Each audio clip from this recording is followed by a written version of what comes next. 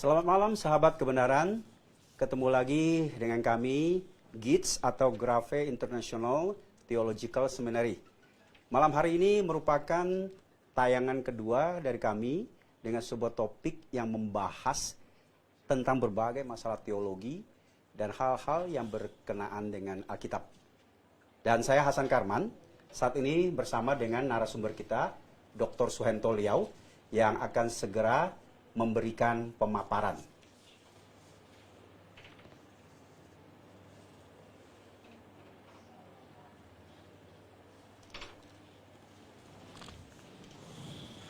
Baik. Selamat malam, Dr. Suhento Liau. Selamat malam, Pak Hasan.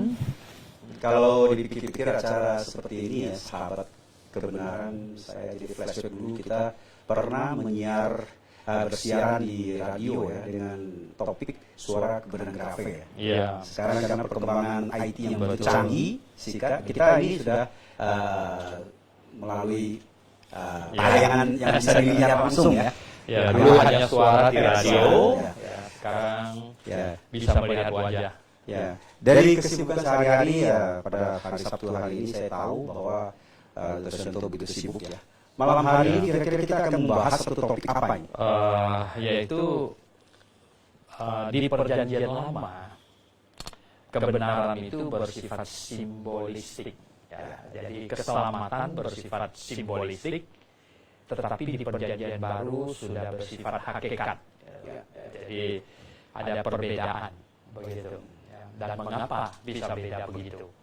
Oke. Berarti kalau saya tajamkan dengan suatu istilah ibadah simbolis gitu. Betul. Berarti di sini ada dua kata ya. Satu kata ibadah, satu kata simbolis. Saya pikir mungkin untuk pemirsa kita, mohon nanti Anda paparkan apa itu ibadah, apa itu simbolis, sehingga itu bisa klop ya. Saya pikir ini waktu saya serahkan kepada Anda untuk membahasnya. Nanti kita baru serahkan untuk tanya jawab ya. Dan sahabat kebenaran, Anda juga bisa berinteraktif ya. Silakan. Oke, silakan. Oke, Pak Hasan, begini. Pemirsa semuanya, dimanapun Anda berada, sejak manusia jatuh ke dalam dosa, seperti minggu lalu kita sudah paparkan cukup panjang lebar, bahwa Allah ingin menyelamatkan manusia.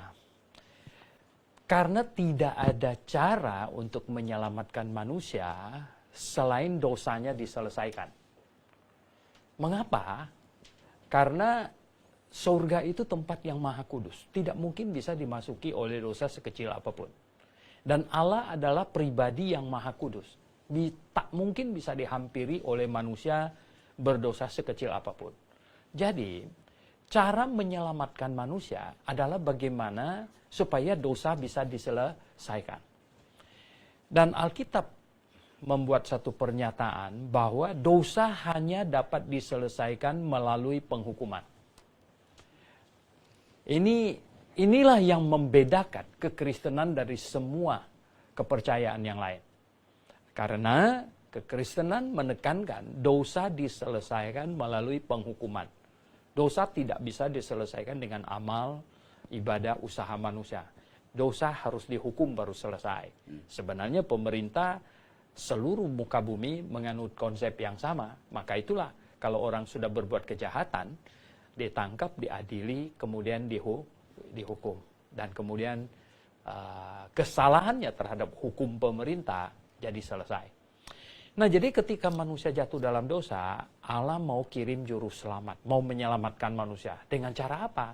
Kalau dosa hanya dapat diselesaikan dengan penghukuman, yaitu dengan cara juru selamat itulah yang akan menanggung penghukuman itu. Nah, juru selamat akan datang, itu masih jauh di depan dari Adam dan Hawa pada zaman itu. Nah, untuk menggambarkan juru selamat itu dan cara penyelamatannya segala macam, ini tidak gampang. Sekarang gini, hari ini kita sudah pernah lihat sepeda motor, kita tahu sepeda motor. Tapi kalau kita datang ke hutan gitu, orang tidak pernah lihat sepeda motor. Kamu mau kasih gambaran kepada dia sepeda motor itu seperti apa begitu? Bagaimana caranya untuk melukiskan kepikirannya sepeda motor seperti apa? Ya toh? Nah, jadi Allah ketika manusia jatuh ke dalam dosa, ingin menyelamatkan manusia dan ingin mengirim juru selamat. Nah, juru selamat ini seperti apa dan bagaimana cara menyelamatkannya segala macam. Nah, inilah Allah menggambarkannya. Ya, menggambarkannya dengan cara apa? Nah, susun batu berbentuk meja, ambil seekor binatang korban yang umum, domba, pegang kepalanya sambil mengaku salah, domba itu disembelih.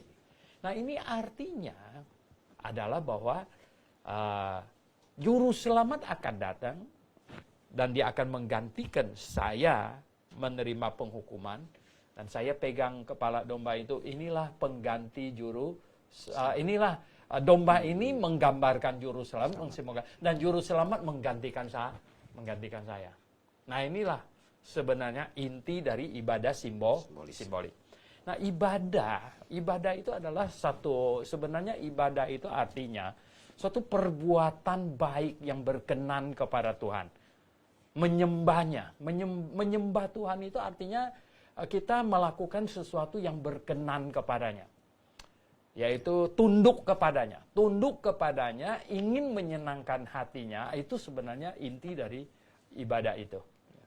Nah, ibadah simbolik artinya melakukan hal yang simbolik ini untuk menyenangkan Tuhan. Mengikuti petunjuk Tuhan. Nah, petunjuk untuk apa? Petunjuk supaya bisa memahami bagaimana rencana Allah untuk mengirim juru selamat, menggantikan manusia menerima hukuman atas dosanya. Jadi ini ibadah simbolik perjanjian lama. Sampai kapan ibadah simbolik ini sebenarnya berlangsung yang Tuhan inginkan? Sampai pada saat di mana yang disimbolkan tiba. Yang disimbolkan tiba. Nah, oleh sebab itu ketika Yohanes Pembaptis menunjuk kepada Tuhan Yesus, dia berkata, "Lihatlah anak domba Allah yang menghapus dosa dunia." Nah, sebenarnya ketika Yohanes Pembaptis menunjuk kepada Tuhan Yesus, ibadah simbolik itu selesai. Itulah sebabnya, coba kita baca misalnya di dalam Injil Lukas, pasal yang ke-16.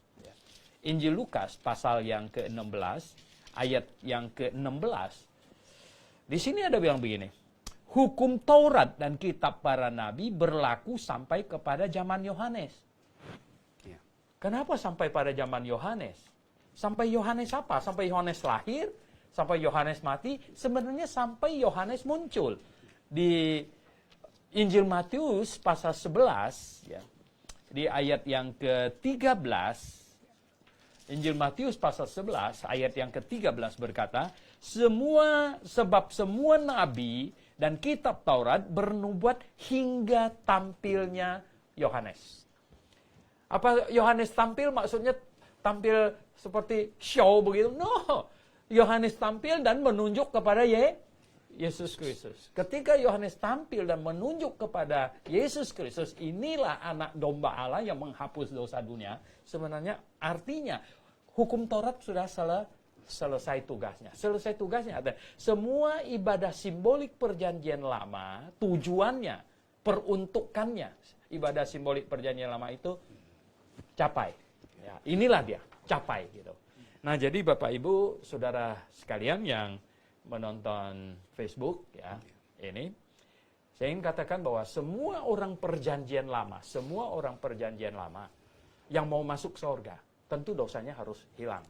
Dia harus suci mutlak. Tidak ada orang bisa masuk surga dengan secuil dosa pun. Maka itu dia harus bertobat. Bertobat itu artinya mengaku salah dan menyesal. Kemudian percaya kepada juru selamat yang akan datang, yang dijanjikan. Percaya kepada juru selamat yang akan datang, yang dijanjikan. Itu. Nah, percaya apa? Percaya bahwa juru selamat akan menanggung semua dosa saya. Saya memang orang berdosa, saya menyesal atas dosa saya, dan saya percaya Allah janji juru selamat akan datang dan dia akan menggantikan saya dihukum. Nah, itulah sebenarnya yang diimani oleh Habel, oleh Nuh, oleh Abraham, oleh Musa, dan semuanya itu. Nah, kita yang hidup sesudah penyaliban Tuhan Yesus di zaman perjanjian baru ini, bagaimana cara dosa kita hilang? Adalah dengan juga sama, persis sama. Bertobat, mengaku salah, menyesal, dan percaya Sang Juru Selamat Yesus Kristus sudah menanggung semua dosa saya, sudah menggantikan saya dihukumkan.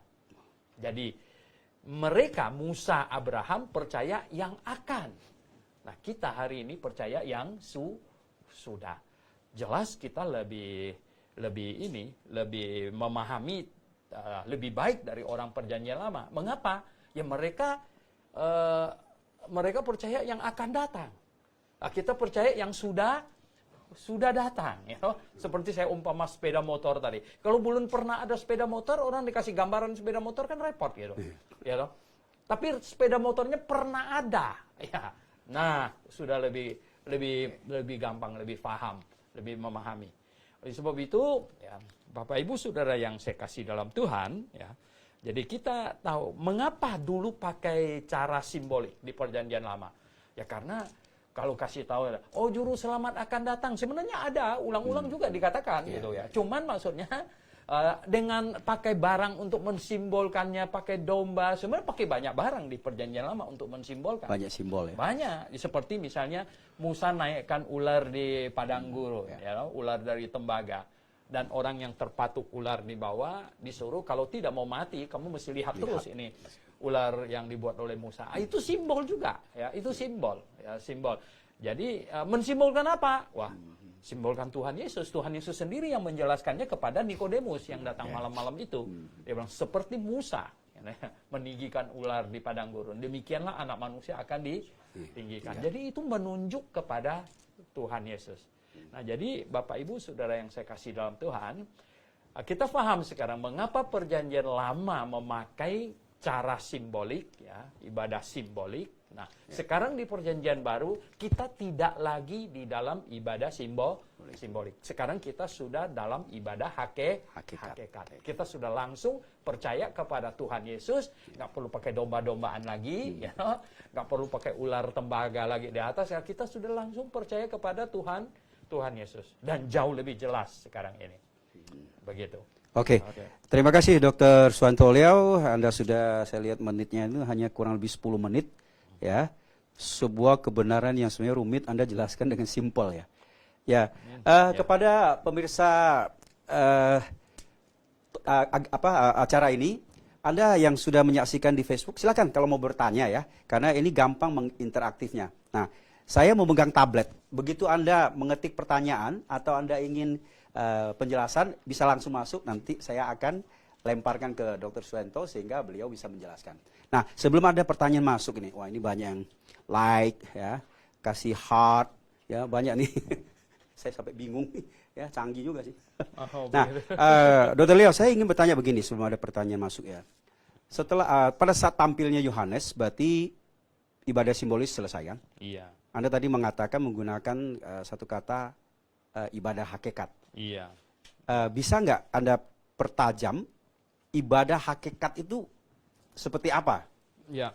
Karena ini kan perubahan yang cukup drastis ya. Sampai orang masih belum bisa mengerti. Dia menggunakan puasa, masih melakukan korban lagi, ya, dan lain sebagainya. Silakan.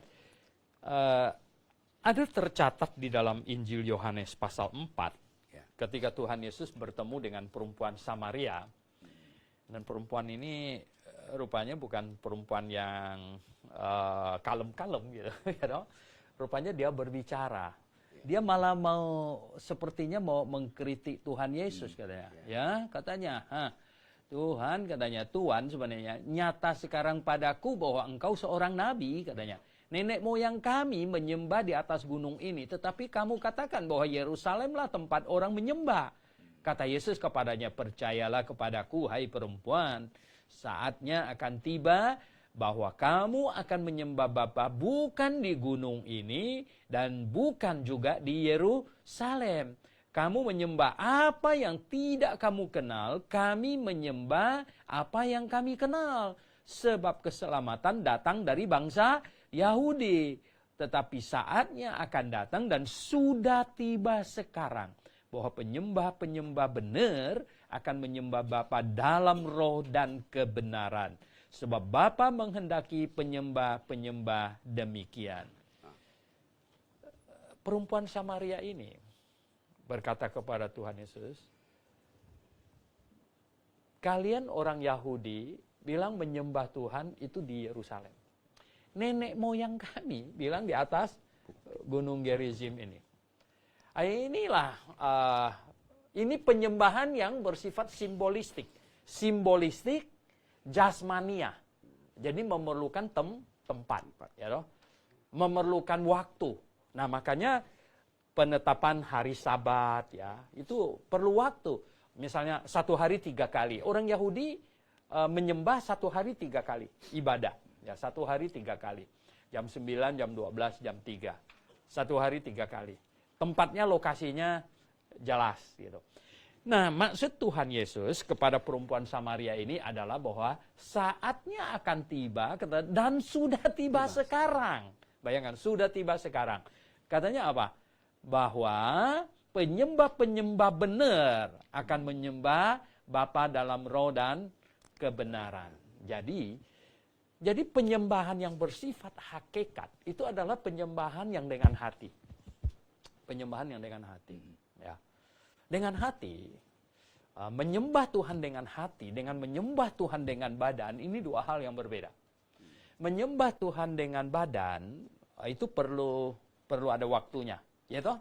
Yang kan nggak bisa kita menyembah Tuhan dengan badan lagi di jalan gitu. Yeah. Nah, menyembah Tuhan dengan badan perlu waktunya, perlu tempatnya, dan perlu postur tubuh digerakkan. Sedangkan menyembah dengan hati secara rohani, sebenarnya Tuhan Yesus maksudkan menyembah dalam roh, secara hati roh kita yang menyembah, hati kita dan pikiran, keberadaan kita, keseluruhan pikiran kita menyembah dengan hati, itu tidak lagi terikat pada lokasi. Sebenarnya di sini yang diperdebatkan dengan perempuan Samaria ini adalah mengenai apa? Lokasi. Ya toh? Lokasinya di Yerusalem apa di atas gunung ini. Tuhan Yesus bilang no. Nanti akan datang saatnya dan sudah tiba sekarang lagi katanya. Penyembah benar menyembah di dalam roh dan kebenaran. Jadi tidak lagi dibatasi oleh lokasi. Kenapa? Ya karena sudah menyembah dengan hati. Dan kalau tidak dibatasi oleh lokasi, karena menyembah dengan hati, otomatis tidak dibatasi oleh waktu juga. Artinya apa? Penyembahan yang dengan hati itu adalah hati yang tunduk, hati yang menyenangkan Tuhan, hati yang menghormati Dia, hati yang menjunjung Dia. Nah itulah ya. Jadi menyembah dengan hati sepanjang waktu, di mana saja, dan tidak perlu harus ada gerakan postur tertentu untuk melakukan itu. Nah itulah yang sebenarnya yang saya maksudkan atau katakan tadi itu menyembah secara hakikat. Gitu. Oke, Dr. Leo, begini, saya coba mempertajamkan apa yang Anda jelaskan tadi ya. Mengenai ibadah simbolis itu sangat terikat dengan lokasi, ya, tempat, badan, postur dan lain sebagainya. Waktu, ya. Yeah. Nah, kemudian setelah Tuhan Yesus datang, simbolis itu digenapi, selesai sudah ya. Sudah selesai. Nah, kita masuk ke ibadah hakikat dengan hati, menyembah dengan roh. Ya. Nah, tentu ini semua kan intinya adalah soal penebusan, keselamatan untuk bisa masuk surga ya. Nah, di zaman simbolis itu dengan macam-macam korban. Ada korban untuk menghapuskan dosa lah, bikin salah ada, seperti hukum adat lah ya. Betul. Dihukum begini selesai gitu loh. Nah di hakikat ini, ibadah hakikat ini, kalau berdosa lagi, menyelesaikan seperti apa kalau kita kontrakan dengan pada saat simbolis. Begini, di perjanjian lama, sebenarnya yang paling utama itu adalah korban penghapusan dosa. Ya. Memang ada korban-korban yang lain, ya, korban yang lain seperti persembahan-persembahan, ya, yang untuk keperluan, berbagai keperluan. Tapi yang paling utama dari semuanya itu adalah korban penghapusan dosa. Ya. Ada dosa dihapuskan. Begini, di perjanjian lama, karena dosa dihapuskan secara simbolik dan melalui penyembelihan korban. Ya loh. Sehingga Tuhan Yesus menggambarkan, sebenarnya Paulus menjelaskannya di dalam surat Ibrani dengan lebih jelas bahwa itu dilakukan ulang-ulang. Karena apa? Setelah korban dilakukan, besok lusa berbuat dosa lagi. Ya, makanya itu dia ya, malah setiap tahun imam besar harus mempersembahkan korban dulu gitu untuk penghapusan dosanya sendiri, baru kemudian dia melayani bangsanya itu. Nah, di perjanjian baru sebenarnya gini. Karena mengapa di perjanjian lama ulang-ulang berkali-kali? Karena itu adalah sifat sebenarnya penggambaran ke depan. Nah, ketika Tuhan Yesus datang, dialah sebenarnya korban yang sesungguhnya, yang hakikat itu. Jadi ketika Tuhan Yesus sekali sudah mempersembahkan dirinya sebagai korban, cukup satu kali. Cukup satu kali Tuhan Yesus menggantikan saya dihukumkan atas semua dosa saya.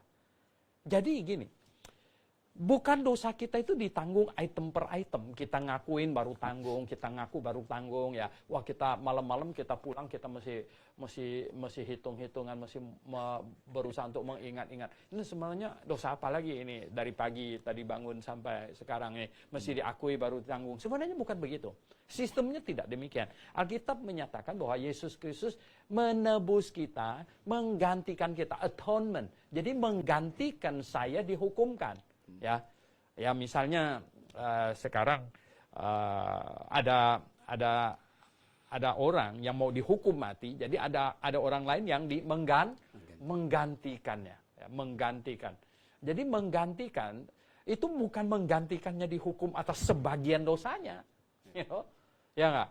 Ya kalau gitu celaka dong, menggantikan dia hukum atas sebagian dosanya, yang sebagian yang belum tergantikan bagaimana? Atau pakai satu istilah lain, menebus gitu ya? Ya, menebus. Sudah ditebus itu atas seluruh dosa, bukan atas sebagian. Nah, jadi orang yang sudah ditebus, sudah digantikan untuk dihukumkan, itu di mata Allah, itu orang itu sudah dihitung sudah selesai dosanya. Sudah kudus. Maka itulah Rasul Paulus tulis surat kepada orang Korintus, kepada orang-orang kudus di Korintus. Begitu juga kepada orang di Efesus, orang-orang kudus di Efesus. Jadi ini orang yang sudah dosanya sudah selesai. Kenapa dosa saya selesai? Karena Yesus menggantikan saya dihukumkan. Nah, kalau orang bilang kok gampang amat gitu ya? Nah, ini kita sering mendengar orang mengatakan begini. Anda jelaskan bagi saya mungkin saya mengerti, tapi bagi si B, si C mungkin agak sulit. Sering kita mengatakan begini. Mungkin Pak Dr. Leo itu sering ketemu orang mengatakan ini. Ya, kok gampang sih? Hari ini saya bertobat, langsung dosa saya semuanya diampuni. Kan besok saya berdosa lagi. Lusa, tahun depan saya berdosa lagi kalau saya masih hidup. Bagaimana menyelesaikan dosa itu? Nah, bagaimana menjelaskannya? Kalau di perjanjian lama, itu kan boleh lagi tebus-tebus ya. Sebenarnya begini. Pada waktu saya bertobat itu kan mengaku salah dan menyesal. Gitu. Dan kemudian saya menerima Yesus, mempercayai bahwa Yesus Kristus sudah dihukumkan menggantikan saya. Sudah loh, ini perlu, sudah menggantikan saya, dihukumkan. Nah, maka sekarang saya sebenarnya hidup bagi Yesus. Yesus telah mati bagiku, aku hidup bagi dia. Nah, ini yang perlu memahami yang surat Galatia Rasul Paulus berkata, hidupku bukan aku lagi, melainkan Kristus yang hidup di dalam aku. Jadi, karena Yesus telah dihukumkan bagiku, sekarang aku hidup bagi dia. Jadi di hadapan Allah Bapa, hidup saya itu bukan punya saya, tapi Yesus. Jadi maka itu di dalam Alkitab ada dipakai banyak istilah di dalam Yesus. Jadi suhentoliau ada di dalam Yesus. Nah, berarti dilihat oleh Allah Bapa, saya ini kudus, bukan kudusnya saya punya, kudusnya Yesus yang terlihat ya, kudusnya Yesus. Nah, karena saya di dalam sana. Saya masih bisa jatuh dalam dosa? Selama masih tinggal dalam daging pasti bisa. Ya. Tapi ketika saya jatuh ke dalam dosa, saya telah membuat Yesus juru selamat saya sedih. Ya, Yesus sedih juru selamat saya. Karena apa? Saya mengecewakan dia. Karena dia berharap supaya saya hidup bagi dia, tentu bukan hidup serampangan. Dia mau saya hidup bagi dia, tentu hidup yang menyenangkan hatinya. Berarti saya gagal menyenangkan hati dia. Nah, saya gagal menyenangkan hati dia. Tapi kalau saya tidak keluar dari Yesus, saya tidak keluar dari Yesus, di hadapan Allah Bapa saya tetap orang kudus. Jadi saya hanya datang kepada Yesus. Tuhan, saya sendiri sudah sangat sedih, sudah sangat susah hati. Karena apa? Karena saya mengecewakan Engkau. Begitu. Oke, Dr. Leo, berkenaan dengan ini sudah mulai banyak nih. Ini berkenaan apa yang barusan Dr. Leo jelaskan. Ini ada satu pertanyaan menarik nih, saya bacakan ya. Mungkin mudah-mudahan semua dapat giliran ya. Dari saudara Cindra Lawanto. Ketahuan lokasinya nggak? Maksudnya kota mana gitu? Tidak disebut ya. Oh ya, oke. Soal penghapusan dosa itu. Dihapuskan dosanya saat percaya. Tetapi apabila setelah itu berbuat dosa lagi, apakah kemudian diampuni lagi? Kan tadi sudah jawab. Belum. Dijelaskan, Apakah kemudian diampuni lagi? Terus kapan yang nggak diampuni lagi? Masih ada kapan ada yang nggak diampuni lagi gitu? Sebenarnya tidak ada. Ketika kita bertobat percaya kepada Tuhan Yesus, jadi Tuhan Yesus itu sudah menggantikan saya dihukum. Bukan atas sebagian dosa saya dan ada sisa lagi sedikit gitu. Dia mau tidak kerjain ada. sendiri kali. Kita tidak mungkin menghapuskan dosa kita walaupun yang sesedikit itu. Jadi Tuhan Yesus sudah menghapus semuanya karena dia sudah menggantikan saya dihukum. Atas berapa banyak dosa saya? Atas seluruhnya gitu. Jadi sekarang saya hidup bagi Yesus. Kalau saya gagal, itulah. Kalau saya gagal dan saya orang yang sudah diselamatkan, yang sudah mengenal kebenaran, maka saya harus sangat sedih dan datang kepada Tuhan Yesus untuk berkata, Tuhan, saya gagal, bantulah saya supaya lain kali saya lebih baik lagi. Better than yesterday, least than tomorrow. Lebih baik dari kemarin, tapi masih kurang dari besok. Jadi kalau ada pemahaman yang masih bertahan nih, kapan yang nggak diampuni lagi, dosa yang nggak diampuni lagi? Oke, baik. Sahabat kebenaran, kita break sebentar untuk pesan-pesan yang akan lewat sebentar lagi. Oke.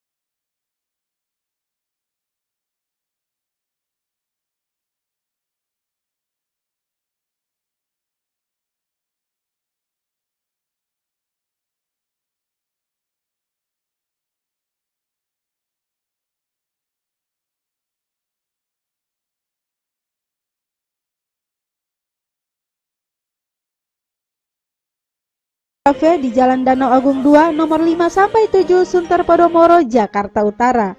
Untuk pendaftaran 0897 972 8557 atau di 0813 1586 3518. Ayo buruan daftarkan diri Anda. Seminar ini diselenggarakan oleh Grafe International Theological Seminary dan didukung oleh Radio Berita Klasik dan GBY Grafe. Tuhan Yesus menyertai dan Maranatha.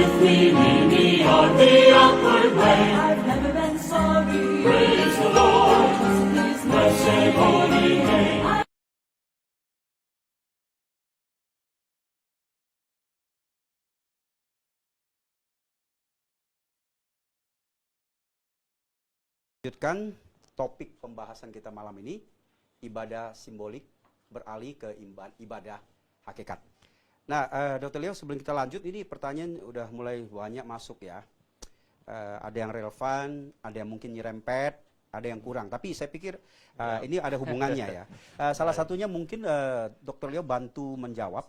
Ini dari Imade Sulandinata ya. Iya. Di Perjanjian Lama, mengapa korban binatang jumlahnya banyak sekali? Contoh katanya, waktu pentahbisan bait suci, ada lembu, kambing, domba, dan banyak sekali. Nah, Iya. kenapa bisa banyak begitu? Ya, sebenarnya korban yang pentahbisan bait suci segala macam itu tidak berhubungan dengan penyelesaian dosa punya. Ya, itu semacam kalau itu peresmian gedung gitu. Ya, jadi itu konteksnya beda ya. Betul, itu konteksnya beda. Bukan penebusan ya. Ya, memang korban penghapus dosa yang di dalam Alkitab itu yang disuruh itu kan yang dicontohkan oleh Habel. Kemudian yang bangsa Yahudi keluar dari Mesir itu, ya yang disembeli domba umur 1 tahun yang tidak bercacat ya. Kemudian Tuhan memang ada mengatur korban ini. Kenapa? Untuk yang miskin sekali gitu. Miskin sekali itu boleh pakai burung merpati sama burung tekukur ya. Nah, yang kaya ya biasanya untuk korban dosa bangsa itu lembu gitu. Jadi lebih besar gitu ya. Ya, kalau kita lihat keluarga Yusuf dan Maria itu pakai burung gitu ya. Miskin sekali Pak tidak. Yang penting Jadi kita harus memilah-milah, ada korban yang untuk penghapus dosa punya dan ada korban yang untuk yang keperluan yang lain-lain. Seperti pada waktu Daud pindahkan tabut itu kan ya toh. Wih, berapa banyak itu korban yang disembelih. Itu sangat jelas ya. Bukan korban untuk penebusan dosa. Bukan. Ya? Oke. Ya itu untuk suatu acara peresmian lah kira-kira hari ini ya. Baik, satu lagi ini cukup menarik nih. Tapi bukan dalam konteks penebusan dan ibadah, tapi mungkin maksudnya soal berdoa juga ibadah ya. Oke, dari Livni Sembuari. Shalom Pak Pendeta, saya ingin dengar pendapat Bapak tentang apa yang saya sering alami. Yaitu saya selalu dikritik ketika bersama teman makan bersama, saya cuma berdoa di dalam hati sebelum makan. Jadi beliau ini berdoa dalam hati. Sedangkan menurut teman-teman mestinya sikap berdoa harus lipat tangan, tutup mata, tundukkan kepala. Pertanyaan saya, apakah yang harus saya lakukan? Apa yang saya lakukan itu bisa masuk kategori berdoa atau tidak? Oh ya, iya jelas berdoa. Saudari siapa namanya? Livli ya, dari Livli. Ya. Rasul Paulus bahkan banyak dalam suratnya berkata, berdoalah senantiasa. Lah, bagaimana lagi nyetir bisa lipat tangan nanti tabrakan gitu ya. Tidak bisa. Berdoa senantiasa. Nah, ini berdoa senantiasa ini sebenarnya adalah apa? Berdoa di dalam hati, pikiran begitu ya. Jadi tidak mungkin doa yang bersifat jasmania harus lipat tangan, tutup mata. Tidak ada di dalam Alkitab suruh kita tutup mata, ya loh. Berdoa yang bisa senantiasa adalah doa yang dengan pikiran dan yang hati gitu loh. Ya. Nah, Lalu kenapa kita ajar anak-anak sekolah minggu lipat tangan? Ya itu hanya supaya rapi daripada dia colek-colek temennya begitu. Ya enggak? Dan kenapa tutup mata? Ya tutup mata kan hanya untuk supaya konsentrasi. Tidak ada di dalam Alkitab suruh tutup mata. Ya walaupun kita mau berdoa orang lewat-lewat di depan kita segala macam kan jadi konsentrasi bisa terpecah gitu ya. Oleh sebab itulah maka kita ya tutup mata baik ya. Dan sebenarnya orang Kristen tidak perlu apa ya show off dan pamer ya. Seperti Tuhan Yesus malah mengkritik begitu doa di tepi jalan segala macam. Tidak perlu ya. Masa kita di restoran misalnya restoran Padang. Ada ayatnya Ya restoran Padang gitu ya. Orangnya ramai.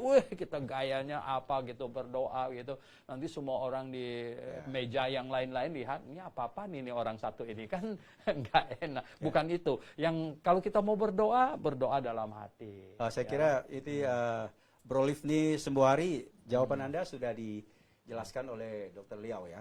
Saya kira tidak salah ya. Ya tidak salah, baik. Ya. Baik, Eli ada satu lagi pertanyaan. Ini berkaitan ini penebusan ini. Dikaitkan dengan 10 perintah, 10 commandment ini. Dari Feki Ibrahim. Pertanyaan saya, Pak Suhento, hukum mana yang diselesaikan Yesus di kayu salib? Apakah hukum moral, upacara, sipil? Atau semua hukum itu? Kalau semua, pertanyaan saya, khusus hukum moral, 10 perintah itu ya. Adakah kasih kepada Allah 1 sampai 4? Ini mesti satu-satu ini. Ya, nggak apa-apa. Lupa saya. Dan 5, ini sebenarnya satu sih. Oh ya gimana? Maksud saya, ini ada banyak itemnya gitu loh ya. Itemnya sama. Ya. Apa yang diselesaikan di Tuhan di kayu salib itu? Hukum intinya ya. Ya. Hukum penebusan atau juga hukum moral katanya ini. Kira-kira begitu. Sebenarnya begini ya. Yang Tuhan Yesus genapi itu adalah upacara simbolik ya, upacara simbolik karena di dalam upacara simbolik itu ada yang disimbolkan. Jadi yang disimbolkan datang, jadi selesai. Nah, sedangkan hukum moral itu malah ditingkatkan. Ya, khotbah Tuhan Yesus di bukit yang dicatat di Matius pasal 5 sampai 7 ya. Itu khotbah Tuhan Yesus di bukit itu peningkatan hukum moral yang tadinya bersifat jasmani ya. Jadi masalah hati. Ya, seperti salah satu contoh ya. Janganlah kamu berzina. Nah, berzina kan hubungan kelamin antara laki sama perempuan ya toh. Ya, nah ini maksudnya jasmani ya toh. Nah, Tuhan Yesus malah meningkatkan menjadi apa? Jikalau hati kamu menginginkan ini, kamu sudah berzina, berarti ditingkatkan ya. Jadi malah begini, para ahli Taurat bertanya kepada Tuhan Yesus katanya, guru, hukum apakah yang paling utama? Mau cek ini, hukum Taurat begitu banyak utama. Ini hukum yang paling utama. Tuhan Yesus dengan simple menyimpulkan bahwa katanya hukum yang paling utama adalah kasihilah Tuhan Allahmu dengan segenap hatimu, segenap kekuatanmu, dan dengan segenap akal budimu. Nah, ini yang hebat ini adalah yang di hakikat zaman perjanjian baru ada tambahan akal budi. Akal budi. Nah, berarti apa? Harus mengasihi Tuhan, bukan mengasihinya bodoh-bodoh begitu loh ya. Mengasihinya dengan akal budi gitu. Dan yang kedua, kasihilah sesama manusia seperti dirimu sendiri. Sebenarnya ini sudah merangkum semua hukum. Ya, semua hukum perjanjian lama itu sudah terangkum di situ loh ya. Nah, seperti misalnya gini, sembah menyembah Tuhan. Ya, kalau sembah menyembah Tuhan tidak dilandaskan karena mengasihi Tuhan, itu konyol. Ya toh? Itu kan apa? Ya, apa-apaan ya enggak? Sama dengan orang begini, dia datang ke depan kita mangguk-mangguk puji-puji Pak Hasan begitu, padahal hatinya itu marah gitu. Ini kan ngaco ini orang gitu bilang. Ya toh? Nggak bisa begitu. Berarti mengasihi Tuhan dengan segenap hati. Barulah semua ibadah yang lain bisa masuk di situ. Begitu. Kembali ke pertanyaan tadi yang Feki itu, bahwa karya penebusan Tuhan Yesus di kayu salib itu adalah menyelesaikan simbolik ya. Jadi maksudnya menyelesaikan semua ibadah simbolik yang tertulis di dalam perjanjian lama yang sebenarnya ada menyimbolkan sesuatu yang akan datang. Itu tergenapi. Oke. Nah, kemudian kalau hukum sipil sebenarnya begini. Memang di kitab PL itu ada banyak hukum sipil ya. Hukum sipil itu adalah hukum khusus bangsa Yahudi yang Tuhan dirikan sebagai tiang penopang dan dasar kebenaran, sebagai sebuah sacral society. Ya, jadi ini adalah sebuah bangsa yang Tuhan sendiri adalah kepala negaranya. Begitu. Jadi waktu itu Tuhan mengatur ya, mungkin hari ini banyak yang berkata, oh itu tidak relevan. Ya, tetapi pada waktu itu sangat relevan. Ya, dong. Misalnya aja pengaturan mencuri gitu ya, dong. Ya kalau ketangkap orang mencuri kambing ya nggak, harus bayar berapa ekor begitu, ya dong. Teokrasi. Ya, jadi ini, nah itu hukum sipil ya, hukum sipil, dan kalau orang bersalah bagaimana menyelesaikannya segala macam. Ya, sekarang sebenarnya hukum sipil itu tidak harus kita lakukan sekarang ini karena kita tidak di dalam sebuah sistem teokrasi gitu, ya kan? Kita tidak dalam sebuah sistem itu. Begitu. Tapi maksudnya gini, intinya prinsip-prinsipnya tetap ada. Misalnya gini, membunuh orang, ya. Orang yang membunuh orang, dia harus apa? Dia harus dihukum, ya. Malah ya, kita perjanjian lama mengatur hukum lebih berat dari efek yang ditimbulkannya, ya, lebih berat, ya, itu apa? Untuk supaya menimbulkan ketakutan dan jera. Ya seperti ini, mencuri domba satu ekor. Kalau ketangkap suruh bayar kalau salah 4 atau 5 ekor, ya, oh ya toh. Wah. Nah kalau hari ini sepeda motor kita dicuri bisa dapat 4 sepeda motor, nggak usah kunci semua orang, ya toh. Sepeda motornya nggak usah kunci gitu. Nah jadi dibuat ada prinsip. Kenapa hukum itu dijalankan? Hukum sipil itu, yaitu supaya antar manusia, saya tidak menjahati Anda tidak menjahati saya tidak mengambil barang Anda tidak mengambil barang saya. Sebenarnya itu hukum sipil. Baik, ini yang masuk ini cukup banyak ya. Sahabat kebenaran, saya akan lanjutkan ya. Ini sebenarnya penegasan ini, Dr. Liao. Beliau ini mungkin tadi sudah mendengar soal penjelasan keselamatan ini, ibadah simbolis ke hakikat ya. Pertanyaannya, kalau orang yang sudah bertobat dan percaya terus-terusan berbuat dosa, apakah masih ada keselamatannya?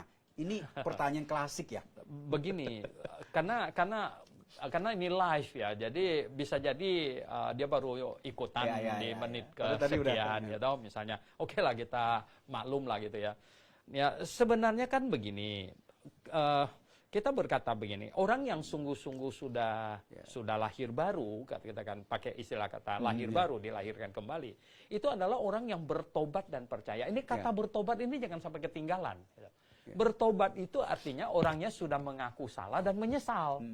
Nah kalau orang sudah menyesal atas sesuatu, ya lagi gitu. Itu dia, itu something namanya wrong ya, ada sesuatu yang salah ini. Itu namanya belum nyesal. Kalau sudah menyesal, berarti dia tidak akan dengan gampang untuk melakukan lagi. Maka itu kalau melakukan disebut apa? Jatuh ke dalam dosa.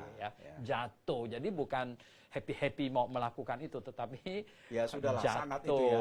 Gitu. Nggak terus-terusan ya. Betul. Baik, ini ada satu lagi pertanyaan yang ya saya katakan ini sensitif, tapi juga tidak sih. Dari Pontianak nih Pak. Oh Pontianak ya. Ya coba nih, selamat sore Pak Dr. Liao dan Pak Hasan Karman. Perkenalkan saya dari Kalimantan Barat, tepatnya di Pontianak.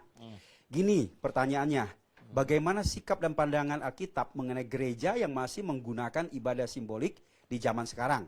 Apakah bisa dikatakan sesat atau tidak? Terima kasih, Tuhan Yesus berkati. Selamat malam. Ya, seberapa jauh kesalahannya kan kita tidak tahu ya. Ya kita ajarlah supaya kalau karena gini, terus terang saja banyak orang ya, bahkan banyak pengkhotbah, mereka masih belum bisa memahami, belum melihat secara jelas begitu ya.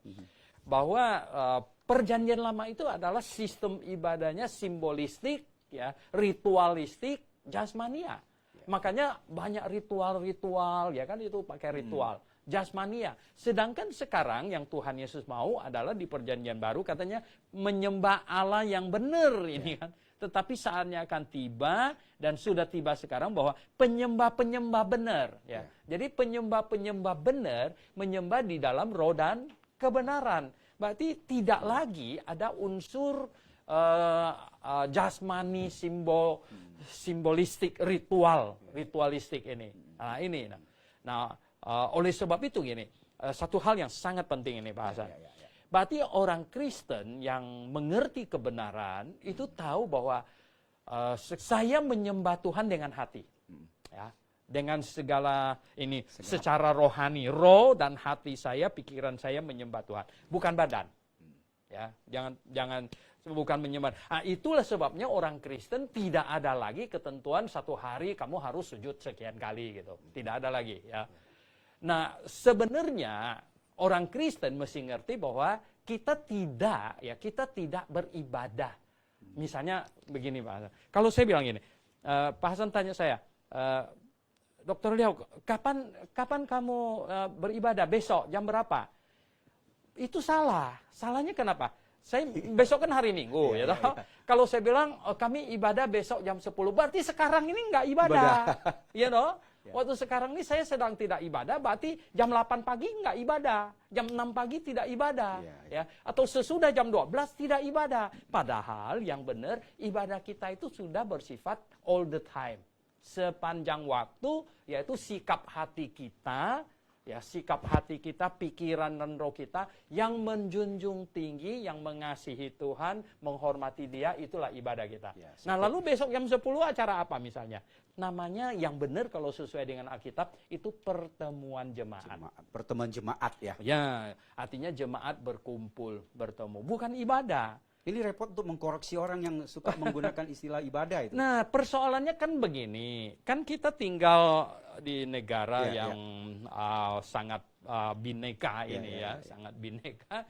Kita terpengaruh karena pejabat-pejabat semuanya bilang ibadah, yang orang lain semuanya ibadah. Akhirnya kita terpengaruh, ya ibadah juga gitu. Padahal orang Kristen beda ibadah dengan umat agama lain. Ya mereka ibadah pakai badan, ya toh. Itulah kata yang awal saya tanya. Saya tekankan itu. Ibadah dan simbolisnya itu sebenarnya itu sudah dijelaskan. Nah, jadi ibadah kita itu rohania dan dengan hati. Sedangkan ibadah umat agama lain pakai badan gitu ya. Nah, kalau pakai badan memang besok jam berapa? Kan gitu gitu.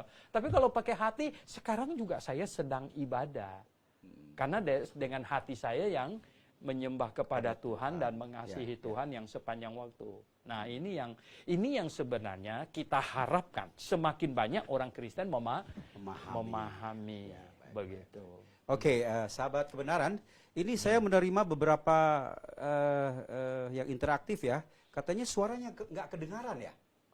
Sudah dengar belum ya? Jangan-jangan kita sudah bicara-bicara tidak dengar suara. Oke, mantap ya. Mungkin tadi ada si Komo lewat kali ya. Apa sinyalnya kurang ini atau gimana ya? Baik, kadang-kadang gini, bukan sinyal di sini tapi sinyal di sana ya. Sananya gitu kan. Namanya teknologi IT tetap ada kelemahan juga ya. Betul. Baik, Dr. Leo mengenai soal ibadah lagi. Saya ingin ini pertanyaan yang sering kita terima ya. Istilah yang digunakan. Seperti tadi kita pergi melakukan acara penguburan kan, itu juga pembawa acaranya menggunakan istilah ibadah. Iya, ibadah terus. Ya, kadang mereka itu sudah ya pokoknya kita mau nyanyi juga ibadah katanya. Gini, pas kita bicara ibadah pada malam hari ini, mungkin sedikit stressing penekanan supaya orang Kristen yang mendengarkan penjelasan Dr. Leo ini, dia bisa menyampaikan kepada banyak orang soal ibadah ini. Sudah terlalu banyak soalnya. Ya. Karena apa? Sekali lagi saya katakan tadi, kita dipengaruhi oleh majority. Oleh majority. Nggak bisa tidak. Ya, ini dipengaruhi. Oleh sebab itu orang Kristen mesti mengerti, mesti hati-hati. Ya, kalau tidak mengerti kebenaran, kamu tidak mungkin bisa mengoreksi orang. Ya, kamu sendiri tidak mengerti bagaimana mau mengoreksi orang, gitu. Nah, berarti kita bilang, nah kalau ditanya, kalian ibadah kapan? Walah, ini sudah pertanyaan yang salah. Yang bertanya itu sendiri sudah salah, gitu. Ya, kalau kita balik tanya dia, kalau bapak sendiri satu hari ibadahnya berapa kali? Kan dia akan pusing, betul nggak? Satu hari berapa kali? Kalau di situ kalau gitu kata ibadah itu berkonotasi kepada aktivitas gitu. Kita bilang tempat, orang waktu ya. orang Yahudi satu hari ibadah 3 kali loh. 3 kali, oke. Teman kita yang 5 Muslim ya. 5 kali. Gitu. Nah, Anda satu hari ibadah berapa kali? Ada kan akan pusing. You know. Berapa kali ayo? Oh enggak. Saya tidak lagi beribadah secara ritualistik dan secara jasmania. Ya, tidak lagi. Saya beribadah dengan hati saya. Ya, itulah sebabnya orang Kristen tidak pergi ke gereja, ya gedung. Kemudian kita ada sujud-sujudan begitu, tidak ada lagi gitu ya. Nah, lalu ke gereja apa? Sekali lagi itu kumpul berjemaat, bernyanyi, ya bernyanyi. Oh, zaman dulu tidak nyanyi, Ya terlebih-lebih lagi Anabaptis tidak nyanyi karena zaman Petrus gimana mau nyanyi akan ketahuan kan ditangkap, gitu. Ya toh. Jadi mereka sembunyi ya nggak nyanyi gitu. Ya. Saya kira cukup berarti mengenai usulan Dr. Liao, kata ibadah itu sebaiknya kita kembali menggunakan istilah di Alkitab pertemuan jemaat ya. Pertemuan jemaat. Dulu-dulu memakai istilah kebaktian. Nah, ada masalah. Ya justru saya bertanya, kebaktian itu gimana? Berbakti itu kan dari asal kata. Saya suka menggunakan istilah kebaktian. Karena waktu zaman saya masih muda, ya itu belum ada bilang ibadah, belum ada ya. Zaman dulu itu bilang kebaktian. Orang Kristen kebaktian, ya toh. Teman kita yang Muslim ibadah, jelas gitu, kita jelas. Ya, orang Yahudi ibadah, oke. Ya kita orang Kristen apa kebaktian. Ya lama-lama ini kayak diaduk-aduk gitu, akhirnya kecampur-campur begitu. Jadi yang tepatnya itu pertemuan jemaat ya. Pertemuan jemaat. Kita masih punya waktu kurang lebih 10 menit lagi. Saya sisakan ini untuk penjelasan. Kayaknya ini cukup panjang ya. Untuk dijelaskan Dr. Liao, saya lihat ini laporan dari para pemirsa ini sudah bagus suaranya. Nah ini ada satu pertanyaan yang sangat menarik dari ini mungkin namanya Kenzo, nggak tahu di mana. Selamat malam Dr. Liao, apa itu sebenarnya minyak urapan? Apa manfaat dan tujuan minyak urapan tersebut? Juga ada pendeta yang naik turun surga, gimana itu Pak Pendeta? Thanks. Perlu jawab gak nih? Ya beginilah, sebenarnya panjang gitu. Pengurapan ya, minyak urapan itu zaman perjanjian lama itu adalah pelantikan. Itu alat pelantikan ya. Jadi yang dilantik, yang diurapi itu ada 3 jabatan utama, yaitu raja. Ya, imam dan nabi. Ada 3 jabatan ini dilantik dengan cara apa? Dituangkan minyak dari kepalanya, ya meleleh turun ke bawah katanya. Nah itu bukan minyak goreng loh, ya itu minyak wangi itu ya, wah wangi sekali semerbak begitu ya. Nah, itu sebenarnya pengurapan, itu pengurapan. Nah yang di dalam Yakobus yang katanya kalau ada yang sakit, itu sebenarnya bukan ngurap, poles ya. Bahasa aslinya beda. Ya kalau yang mengurapi itu kata kerjanya krio, kata bendanya ya Kristos. Ya. Bahasa Yunani, Ibraninya kata kerjanya 2 kata yang beda sesuai konteks penggunaannya. Ya, sedangkan di Yakobus itu alepo. Alepo itu artinya poles. Ya sakit perut, ya anak kita sakit perut malam-malam pakai balsem kita oles-oles. Ini bukan ngurap, ini poles gitu. Ngurap itu adalah pelantikan ya. Orang itu dilantik. Nah jadi ya ini saya lihat ada kesalahan pemakaian ini. Nah ini satu hal lagi loh. Kapan sebenarnya setiap orang Kristen lahir baru itu sudah diurapi. Sudah diurapi. Gimana caranya? Pada waktu Roh Kudus masuk ke dalam hatinya, dia bertobat, saat itulah dia urapi. Coba, jangan saya ngomong. Coba kita lihat di 2 Korintus. 2 Korintus pasal 1. 2 Korintus pasal 1. Ayat 21-nya ngomong begini. 2 Korintus pasal 1 ayat 21 ya, saya bacakan. Sebab Dia yang telah meneguhkan kami bersama-sama dengan kamu di dalam Kristus adalah Allah yang telah mengurapi. Bukan akan mengurapi loh. Apa katanya? Telah mengurapi. Ya jadi ya lihat. Ya dong, ya jadi maksudnya dia kepada orang Korintus ini, kepada orang Kristus telah ya mengurapi.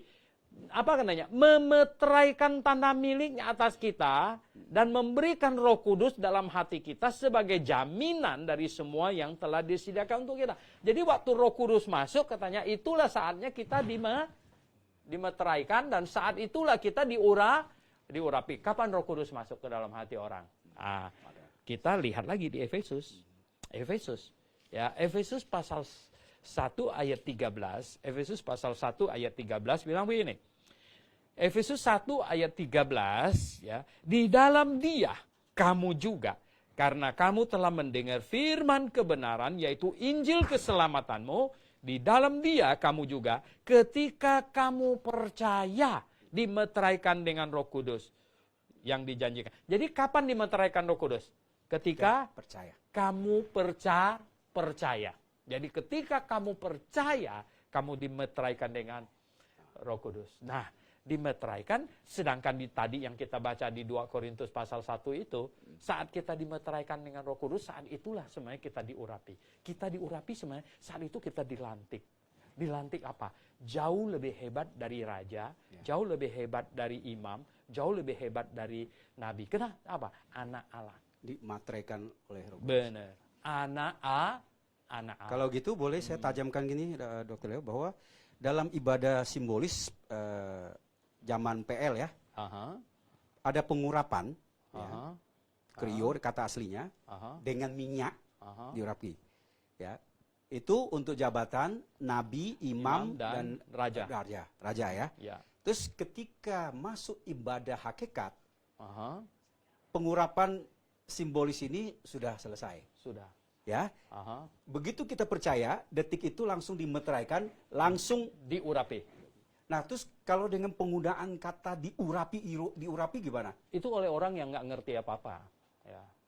Saya bilang dia ngurap. Nah, mereka ya mau mengurap lagi apa yang begini ya. Ketika saya bilang, wah ini Pak Hasan Karman ini orang yang diurapi Tuhan. Berarti saya berkata yang lain itu tidak.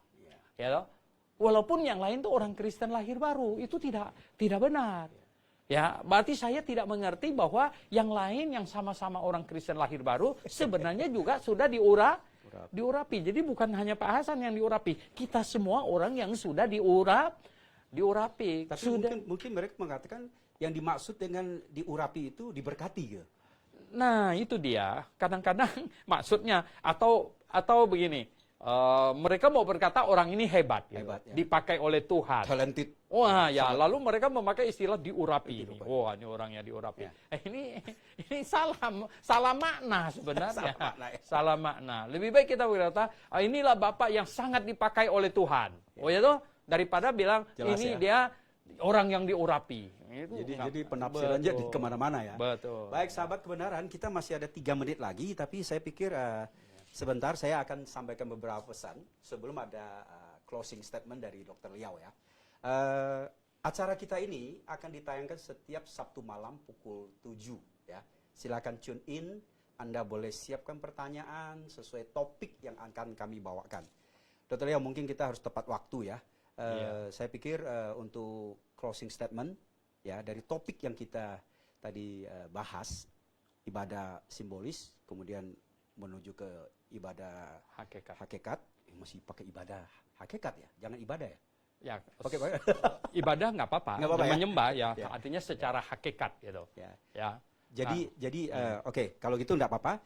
Jadi dari pengalaman Dr. Leo selama melayani dengan topik begini, Anda ingin pesan apa kepada pemirsa kita supaya topik kita ini masuk gitu? Pesannya nggak sia-sia. Ya, jadi begini. Ya. Sebenarnya ini adalah inti kekristenan. Ya. Inti kekristenan. Karena kekristenan seperti Tuhan Yesus ngomong kepada perempuan Samaria, saatnya akan tiba dan sudah tiba sekarang ini. Jadi sudah berubah sistem ibadahnya yang simbolistik, ritualistik, jasmania telah berubah menjadi hakikat rohania dalam kebenaran. Nah, ini sebenarnya inti kekristenan, karena dengan memahami ini, maka orang Kristen akan dengan gampang menjawab siapapun juga yang bertanya kepadanya. Ya, Mengapa hari ini kalian sudah boleh makan daging babi misalnya? Bukankah di dalam kitab perjanjian lama bilang tidak boleh? Oh, kita bilang begini. Karena di perjanjian lama ya, penekanannya adalah jasmania. Ya, maka itu kesuciannya jasmania. Sekarang di ibadah hakikat penekanannya bukan kesucian perut tapi kesucian hati gitu. Nah, ini jadi kita bisa menjawab orang dengan benar, ya you berbagai. Jadi sekarang gini, di perjanjian lama ada penekanan kesucian jasmani, gitu, sebagai contoh sebenarnya. Ya, nah di perjanjian baru sebenarnya sekarang ini kita itu apa dong? Kesucian hati. Oke. Ya, kesucian hati. Ini yang kita jaga. Baik, sahabat kebenaran, saya kira kami sudah sebentar lagi harus mohon pamit. Kita adalah sebuah lembaga, ya, GITS, Graphe International Theological Seminary, yang mungkin pelayanan yang kami berikan itu beda dengan yang lain. Kami selalu siap untuk menjelaskan jika Anda ada pertanyaan. Kami selalu memberikan seminar, ya, dalam satu forum gitu ya, untuk membahas topik-topik menarik. Kemudian Dr. Leo akan memaparkan dan menjelaskan. Jika Anda haus akan kebenaran firman Tuhan, silakan menghubungi kami. Dan jangan lupa share line ini, akun ini, ya. Jangan sekedar kasih like, tapi Anda silakan untuk berinteraksi. Saya pikir itu ya, Dr. Leo ya. Amin. Ya. Ya. Sampai ketemu. Maranatha. Maranatha.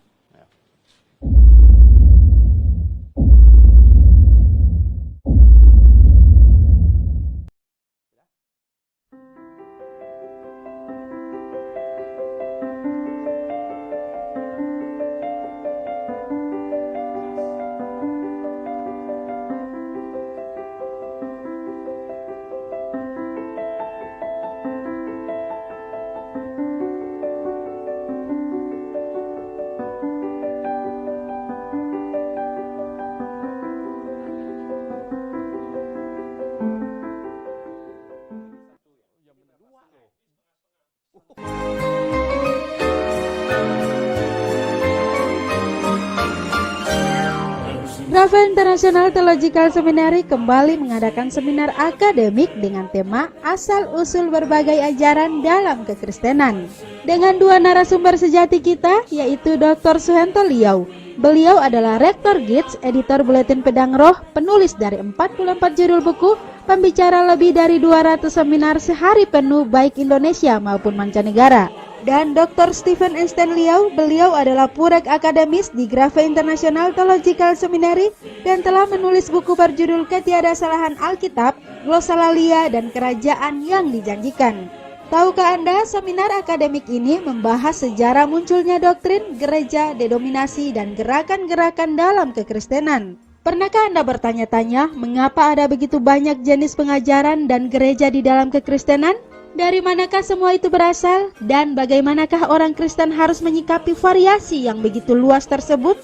Perlukah kita menemukan satu pengajaran yang paling benar? Ataukah kita tidak boleh menghakimi pengajaran lain? Dan tahukah Anda bahwa fenomena ini telah dinubuatkan dalam Alkitab? Jika pertanyaan-pertanyaan ini pernah muncul dalam hati Anda, maka seminar ini pas sekali dirancang untuk Anda.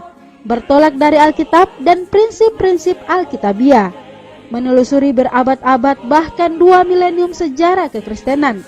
Para pembicara akan menyingkapkan asal-usul adanya berbagai pengajaran, denominasi, gereja, dan gerakan-gerakan dalam kekristenan. Pada akhirnya Anda akan dapat menarik kesimpulan sendiri bagaimana harus menyikapi perbedaan-perbedaan ini. Jangan lewatkan seminar ini. Isi diri Anda dengan kebenaran firman Tuhan dan pengetahuan yang lebih lengkap lagi. Seminar ini dimulai pada hari Sabtu pada tanggal 17 Agustus 2019 dari jam 9 pagi sampai pukul 15 waktu Indonesia Barat. Bertempat di Auditorium Gebeya Graphe di Jalan Danau Agung 2 nomor 5-7 Sunter Podomoro, Jakarta Utara. Untuk pendaftaran 0897 972 8557 atau di 0813 1586 3518. Ayo buruan daftarkan diri Anda. Seminar ini diselenggarakan oleh Graphe International Theological Seminary dan didukung oleh Radio Berita Klasik dan Gebeya Graphe.